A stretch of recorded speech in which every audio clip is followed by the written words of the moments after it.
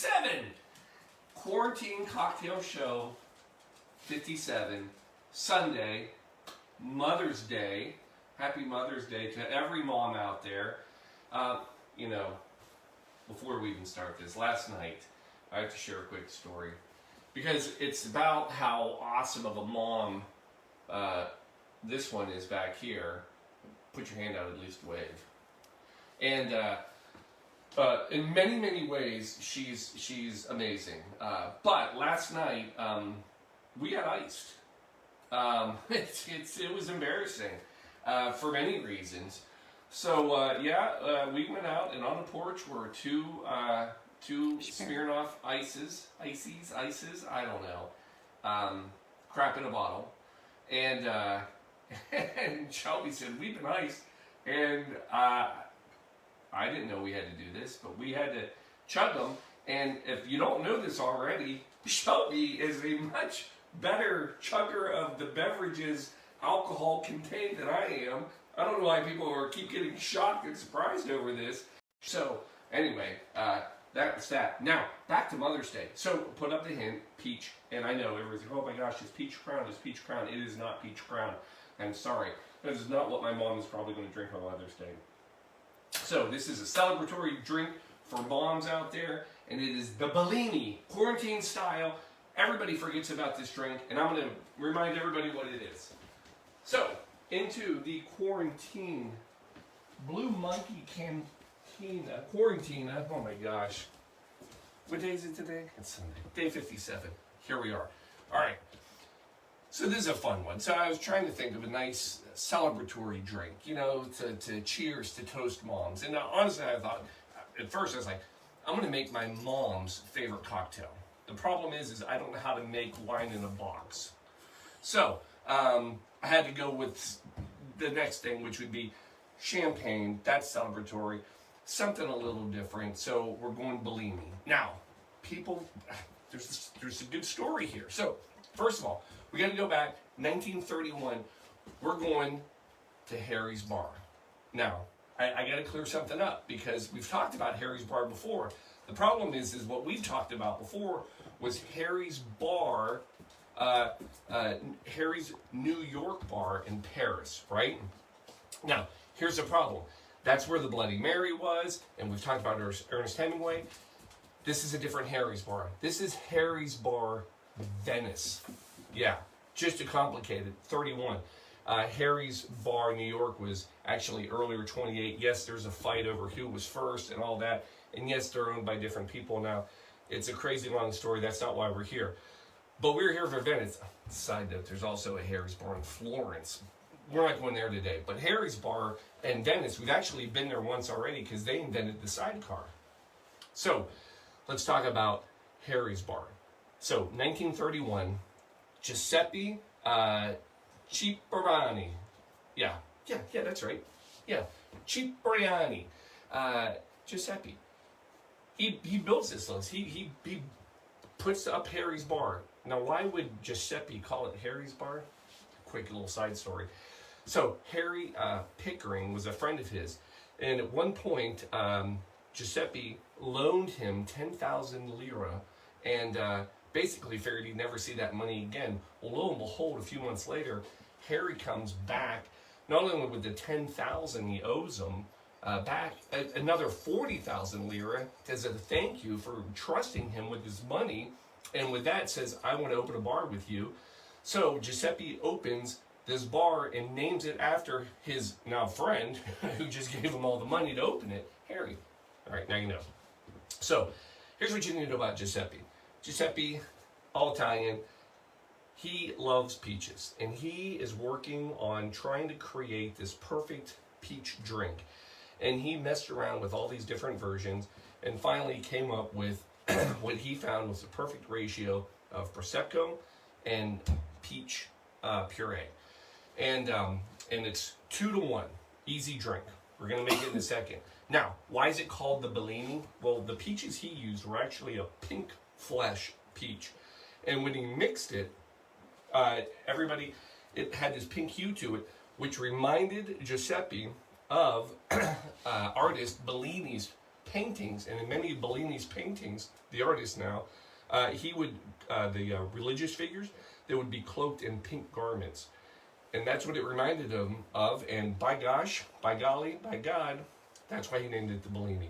So, we're going to make it. So, you need some Prosecco. Now, some people are going to say, Paul, Prosecco, could we go champagne? Oh, could we go champagne on this? Well, if you want to screw up the drink, yeah, you can go champagne. So, champagne and Prosecco, there's a little bit of a difference. First of all, remember, we're at Harry's, and this is in Venice. This whole drink, it's Italian peaches, and it's Italian Prosecco.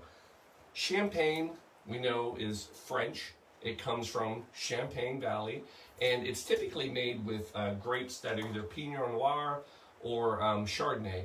Prosecco comes from Veneto in Italy, and this Prosecco, and they typically use a Galleria grape. So, whatever. And there's a difference in how they make it. If you've ever wondered why Prosecco is cheaper than champagne, it's because to get to the bubbles, you have to ferment it basically twice. It's a double fermentation. Champagne, they do the fermentation actually in the bottle, the second fermentation. It's a lot more work, it's more intensive, and it just costs more money. Versus Prosecco, their double fermentation, they actually do it in a big stainless steel vat, and then they bottle it after. It's a lot cheaper to do. So it has nothing to do with, quote, quality or anything. It's just a more expensive process to make champagne than Prosecco. Who cares? Paul just make the drink. And beautiful sound. Love that sound. But we're using Prosecco for sure on this drink. So, again, pretty easy drink. All you got to do is go in with 2 parts of Prosecco. Now, we are using a coupe glass. The coupe glass is actually the original of the champagne glasses. They were kind of phased out when somebody invented a champagne flute, but this was the original way, classically, that you would drink champagne. Then the next thing you're going to do is you're going to come in with your puree. Again, it's a 2-to-1 ratio. Now, if you can get fresh peaches, by gosh, do it. It's hard to do, especially this time of year. And I know that that's about 2 ounces. So we're going to go 1 ounce peach puree, 1 ounce peach puree, and then it already looks good. And then you gotta mix it up. You don't want to shake. Now I will say, flute is easier than this. I'll be the first to tell you that. But if you have a tiny little spoon and you got some time on your hands and you're talking to people on the phone or this, then by gosh, you've got yourself an evening. So, anyway, this, my friends, will become our Bellini. And it's fun. Everybody thinks champagne, and we always go with orange juice, and that's great. It's fun, but this is just such a longer held cocktail, and it's got such a nice finish. It's not as tart as the orange juice. And then we're going to just use some peaches, and no. That is not right. That is wrong. We're going to emergency this up, because my mom deserves better. My mom deserves emergency. So what we're going to do is we're just going to coat that peach with a little bit of emergency. Pointy side down, in case you're wondering how to use a knife today, Paul.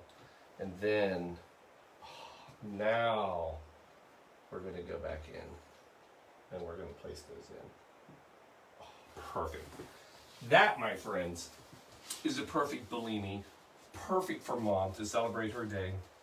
Perfect for any brunch that you would ever go to. Speaking of brunch, this is a fun little thing to know.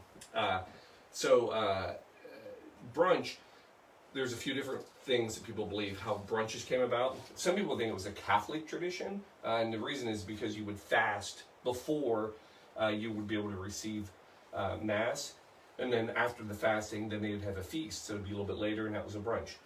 There's also people that believe it was a called hunting breakfast, because you would get up, you'd be early to go hunting. This is an English thing. And then after the hunt, they'd have a big meal, not quite breakfast, lunch, and that was a brunch. Here's the best one. Guy Barringer. He actually wrote a little article in a paper on this, and it was Brunch, a Plea. And he termed, coined the term brunch.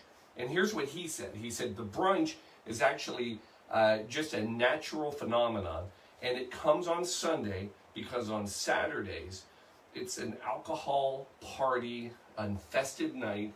Nobody can get up, and this is the ultimate event for the cure of any hangover. Now that sounds amazing and great, but here's the best part. This wasn't like some guy in like 2000 or whatever that wrote this. That was published in 1895. Guy Barringer, God bless you. I'm proud of you. That's a good one. He was looking at hangovers in 1895.